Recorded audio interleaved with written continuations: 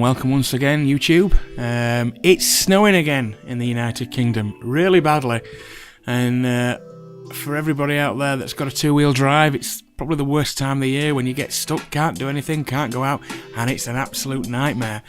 But for us 4x4 users, well, not really, particularly if we've got a decent one. We can get out and we can do our shopping and whatever we want. So today I'm going to do a review on the FIAT Panda 4x4. And here she is. This is my wife's FIAT Panda 4x4. Let me sort of explain to you why I bought the vehicle in the first place. I did a bit of a car swap. Bought my mother a car and she gave me her Honda SRV, which was very, very good, but it was just a little bit too big for my wife and quite costly to run. So we wanted to buy a 4x4 that was reasonably cheap to buy, certainly economical, and a good 4x4. I live in an area that gets very, very bad snow. We're quite high up on a hill, so it had to be a 4x4 that was cheap, economical, but was a good 4x4. And after doing some research, this is what I came up with, the FIAT Panda. First of all, let me apologise for the uncleanliness of the vehicle. It's been snowing that bad, it just seemed pointless washing it. But this is it. This is the 4x4 in its full glory. Mine is the 1.2 4x4 model, which is quite a small engine, quite punchy though, and good enough. Right, first things first, what's it like in the snow as a little 4x4? Quite frankly, it's amazing, absolutely amazing. It's just not troubled me at all. I've not got stuck. I've had no problems at all. I've done and gone everywhere that any big 4x4 would go. Absolutely amazing. I really can't emphasise enough how good this thing is in the snow. Don't be put off by its size or the fact that it doesn't look like a 4x4. This little thing will take on any 4x4. It will take on a Range Rover in the snow, either Honda CR-V, anything, any 4x4 it will take on. And trust me, I live close to the moors, and when it was a foot and a half deep recently, I managed to get my wife to work with relatively no problems, certainly none that any other 4x4 wouldn't face in the snow. So if you've got it because you're worried about the weather, don't be. This thing is fantastic, believe me, it's fantastic. And speaking of size wise, it's not the biggest vehicle in the world, that's just a fact. I'm 6'2", and a little bit, quite a big built lad, and I can drive it relatively comfortably.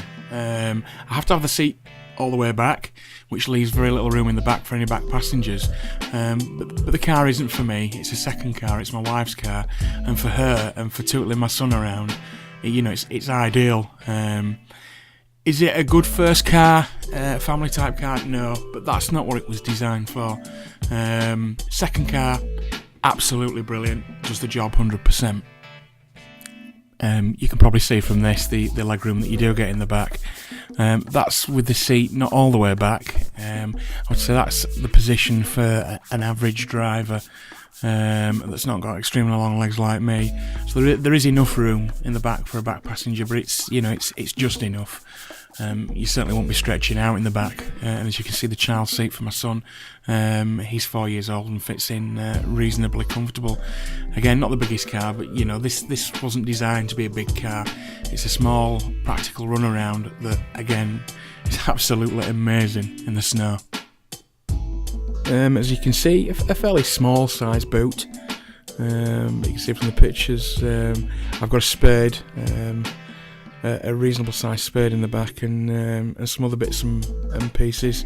So there's just enough room in there for things that you would need, or a little bit of shopping if you're out doing some shopping. This is the inside of the vehicle. It's got a rev counter, which is good. It comes with a CD player that plays CDs and MP3 CDs. It doesn't have climate control in this one. Certainly not air conditioning. It's 5-speed, as you can see. And the gear stick's in a really, really comfortable position. Twin airbag, which is always handy, particularly with it being a fairly small car, particularly at the front. But a nice tidy interior, I think you'll agree.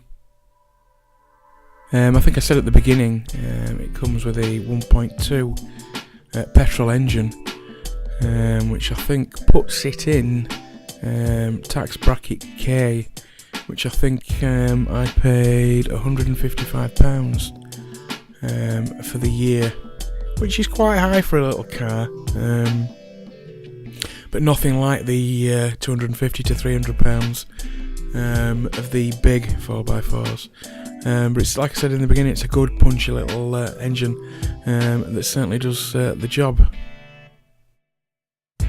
So in summary, what can I say about this vehicle? I've had it just under 12 months and I've used it in the snow, and it's been amazing. For the last week and a half, it's been the primary vehicle. I haven't been able to get my other vehicle. I've got a Ford S-Max, and up until today it's just been sat on the drive, absolutely useless in the snow. This has been the number one vehicle that we've used, and it's just been amazing. The first time I took it out in the snow, I went up the massive hills that surround me near the moors. I was just laughing at how good it was. It really, I always expected it to be decent, but I didn't expect it to be as good as it was. So as a 4x4, absolutely amazing, a fantastic car. Pricing, I paid £8,500 for this vehicle, and I did some bargaining to get it to that price. I think you look at anything up to £10,000 for one of these vehicles. Second hand, very, very difficult to get hold of. I did look at second hand before I bought the new one, which is the road I wanted to go down, but I basically found it very, very difficult to find one. They don't come up often, and when they do, they're snapped up fairly quickly, as do the new ones, to be fair. So if you want one, you might have to be prepared to wait a little bit, even from the main Fiat dealers. So in short, an amazing car, absolutely amazing car. Don't be worried about buying one. It will do anything. It really will. I'm really pleased I got the vehicle. I was really unsure at first, and it was the only car that really fitted into the criteria of what I wanted or needed. I wasn't a big fan of Fiat, so I was really unsure, but took the gamble. Really pleased I did. Don't be worried about getting this vehicle. It will do everything it says it will do. And just look at the other YouTube videos, particularly the one against the Range Rover, and see what you think. Well, that's it. Hope you've enjoyed my review of the Panda 4x4. I'll be back on soon.